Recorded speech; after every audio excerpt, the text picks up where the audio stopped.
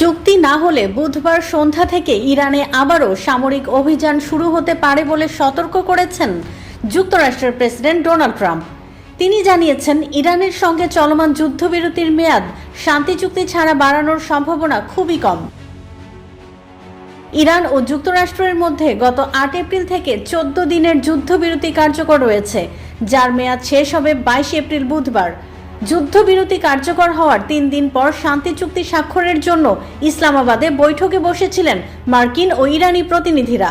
টানা ২১ ঘন্টার আলোচনার পরও কোনো সমঝোতা হয়নি।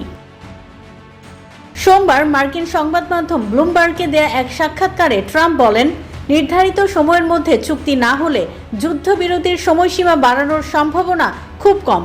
একই সঙ্গে তিনি ইঙ্গিত দেন, সেক্ষেত্রে ওয়াশিংটনের স্থানীয় সময় বুধবার সন্ধ্যা থেকেই ইরানে পুনরায় অভিযান শুরু হতে পারে।